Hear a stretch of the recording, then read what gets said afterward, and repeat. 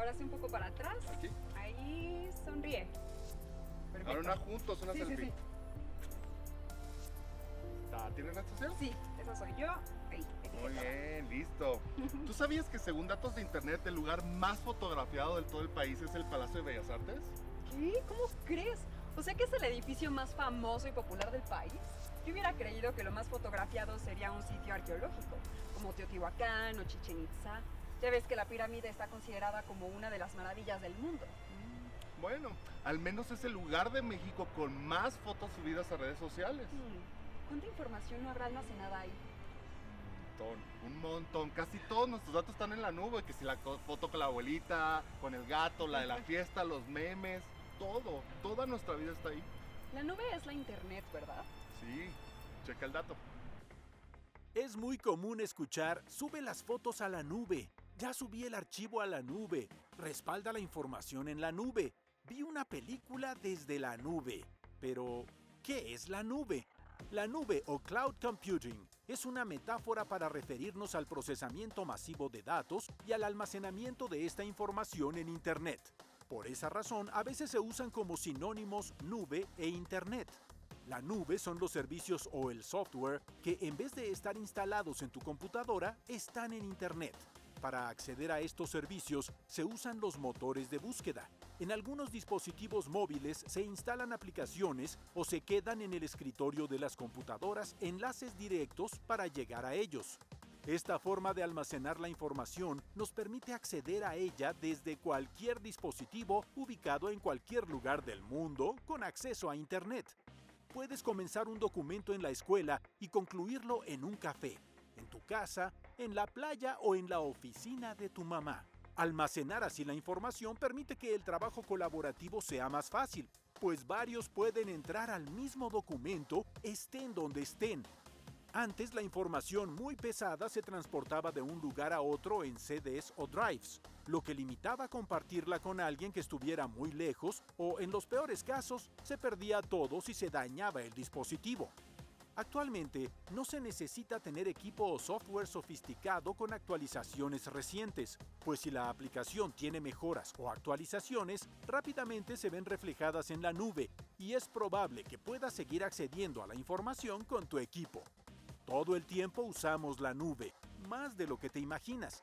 Estás usando la nube cuando revisas el correo electrónico, cuando ves videos o escuchas música, o cuando compartes memes en las redes sociales. Pero no todo es miel sobre hojuelas. Existen algunas desventajas al usar la nube. Por ejemplo, si el dispositivo en el que estás pierde la conexión a Internet, no podrás ver la información almacenada allá arriba.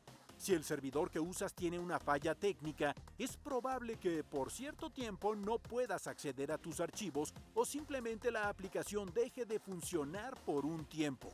¿Has sabido de problemas generalizados o mundiales para entrar a las redes sociales?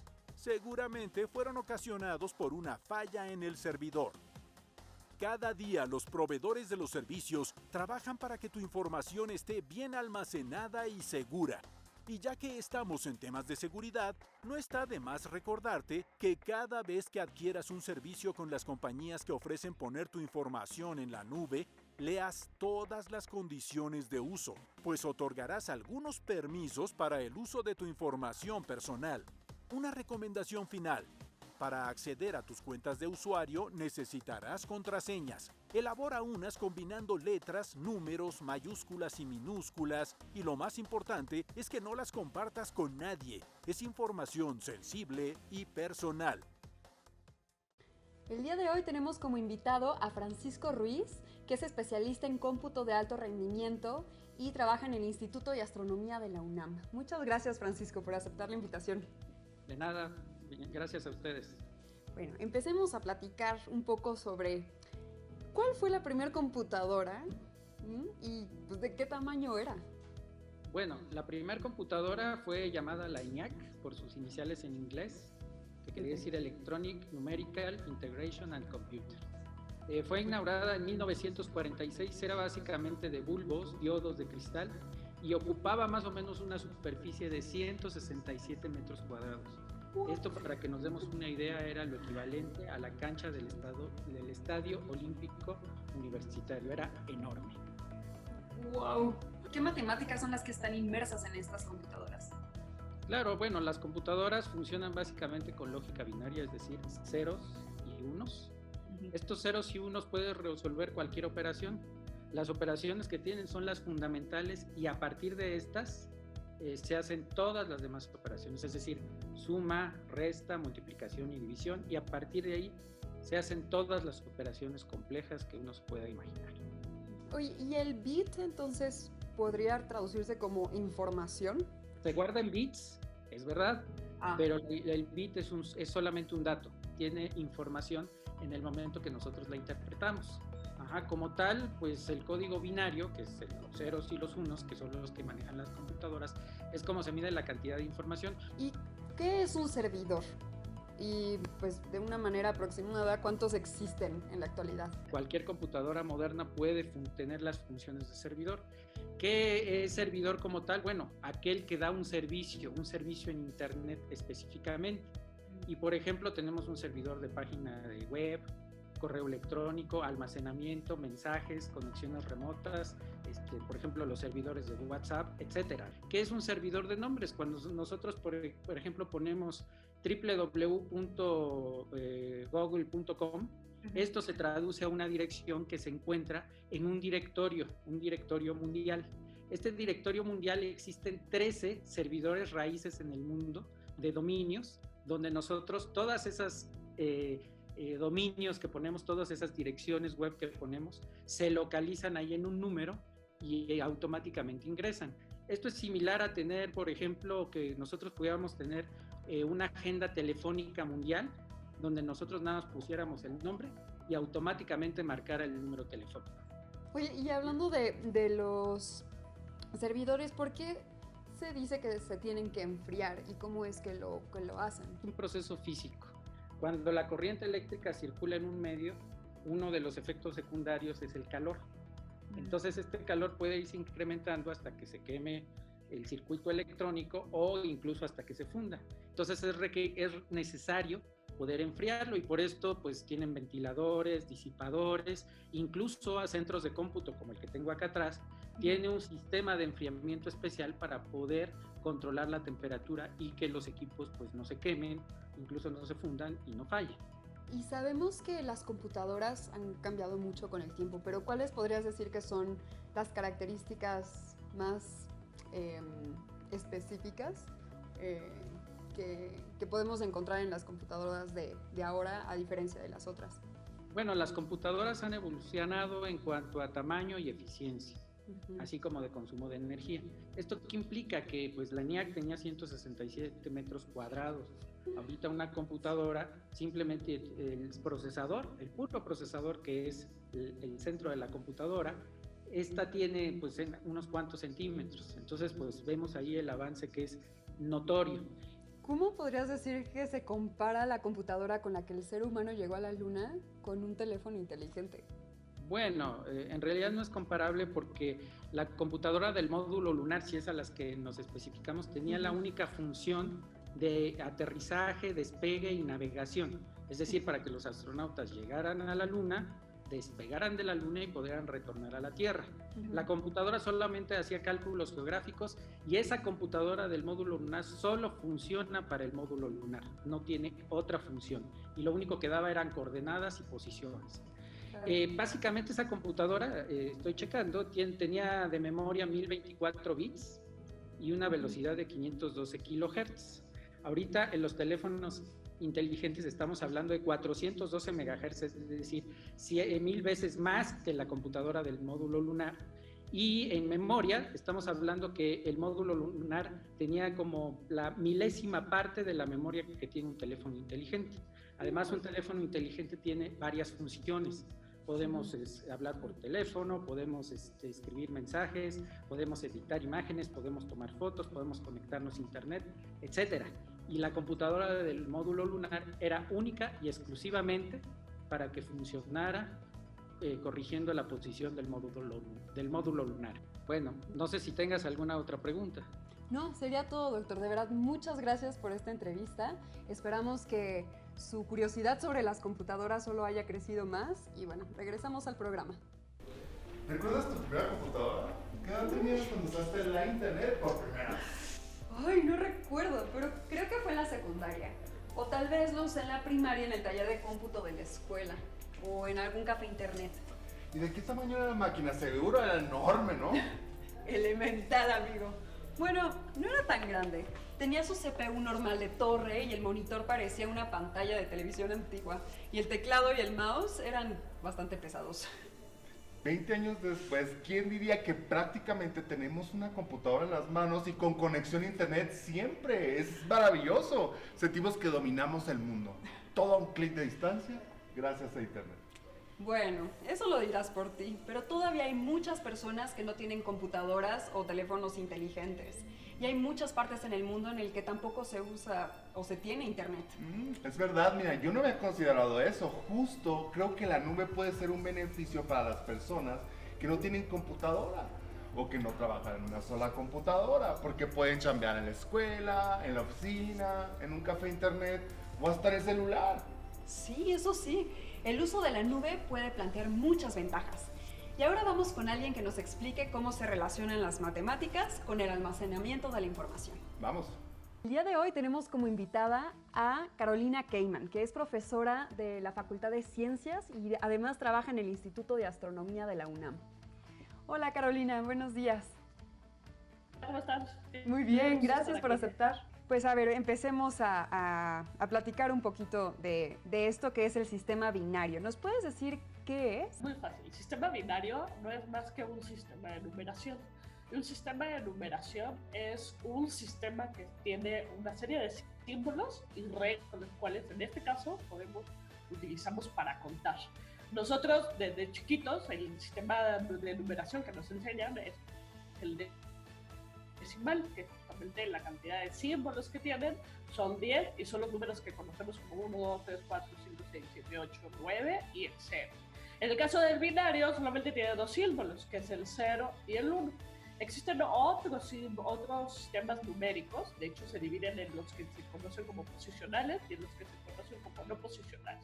Los posicionales lo que sirve es para, justamente, dependiendo del lugar donde se encuentre cada número, pensando en columnas, va a tener un valor. En el caso del decimal, si está en la primera columna son las unidades, y si está en la segunda columna son las decenas, y así nos seguimos. ¿Y por qué se utiliza este sistema para almacenar información digital? La transferencia vendría siendo como cuando sacamos esos libros de la biblioteca y nos lo llevamos, ¿ok? Entonces, la manera en que almacenamos o transferimos información de forma digital está relacionada con los fenómenos físicos involucrados en los dispositivos electrónicos que tenemos alrededor del día, como por ejemplo el celular, la computadora, etc. ¿Esto qué quiere decir? Lo único que ocurre es que o se enciende o se apaga, por así decirlo, o se carga, un sistema está cargado o no está cargado, un sistema está magnetizado o no está magnetizado, dependiendo de la tecnología que se esté utilizando. Entonces la manera más fácil para poder traducir esta información era con ceros y con unos. El cero significa que está apagado o que no es cargado, y el encendido significa es el 1, ¿ok? Entonces por eso se utiliza el sistema binario. Entonces a eso se le llama justamente a cada número, al 0 o al 1, se le llama dígito binario, que lo conocemos con el nombre de bit, y es la manera en que procesamos o se mide y se codifica la información para almacenar, para procesar y para transmitir. ¿Qué diferencia existe entonces entre el sistema binario y el sistema decimal? Bueno, la diferencia que hay entre ambos es justamente la cantidad de símbolos que utilizamos para expresar cualquier cosa. La similitud de ambos sistemas es que son sistemas numéricos posicionales. La diferencia es que el binario utiliza 2 símbolos y el decimal utiliza 10, pero las reglas que utilizan para, por ejemplo, hacer una suma son las mismas. En el caso del decimal, cuando sumamos 2 más 2, podemos agarrar el símbolo 1, el símbolo 2, el símbolo 3 y llega al símbolo 4. Pero en el binario lo que tenemos que hacer es irnos al siguiente nivel. Entonces, en el binario, la suma de 2 más 2 sería 100. O sea, 1, 0, 0. En tu día a día, o sea, a lo que te dedicas, ¿cuál podrías decir que es la aproximación de bits de información que generas al día? Megabyte es 1.048.576 bytes. Acuérdense que un byte son 8 bits. Entonces, si yo tengo 1 gigabyte, voy a poder ver, por ejemplo, en internet alrededor de unas 3.000 páginas. O, por ejemplo, voy a poder enviar mensajes de WhatsApp, alrededor de 1.5 millones de mensajes de WhatsApp.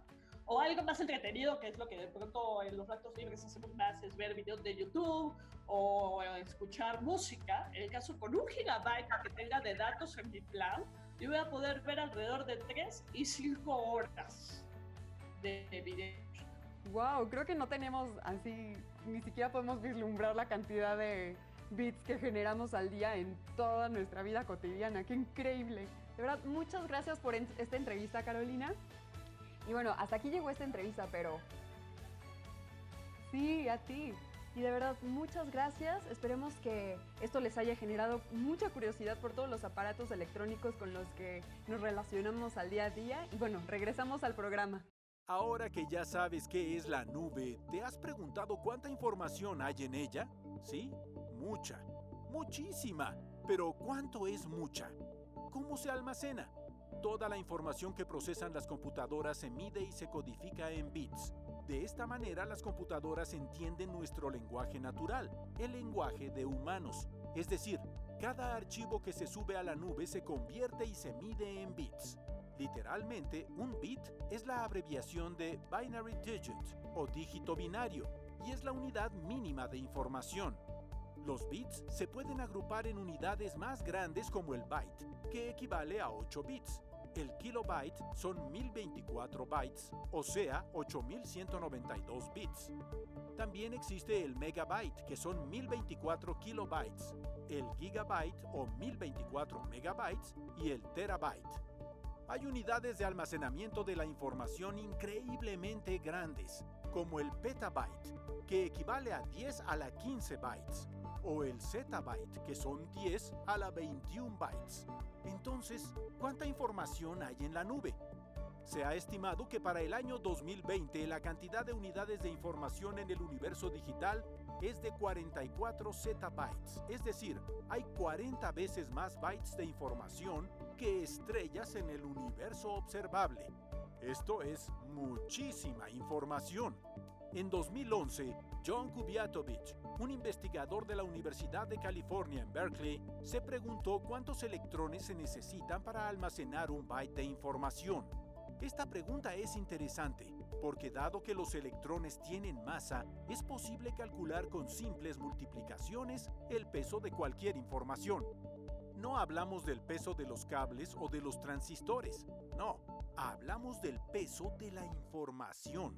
Por ejemplo, si un dispositivo de 4 gigabytes incrementa su peso 0.0000000000000001 gramos, cuando su memoria se llena de información, ¿cuánto pesarán los 44 zettabytes de información que hay actualmente en la nube? La información que actualmente hay en Internet. Fotos, videos, música, chismes de celebridades, correos electrónicos, películas, recorridos virtuales, clases en línea, información confidencial, datos bancarios, todo, absolutamente todo, junto pesa aproximadamente 1,5 toneladas. Ese peso es más o menos lo que pesan 3 vacas lecheras. Siguiendo estos mismos métodos, en el año 2011 el físico Russell Seitz calculó el peso de la información que había en la nube para ese entonces y el resultado fue aproximadamente 50 gramos, es decir, más o menos lo que pesa una fresa grande. En 9 años la Internet aumentó de peso. De tener el peso de una fresa, pasó a tener el peso de 3 vacas lecheras.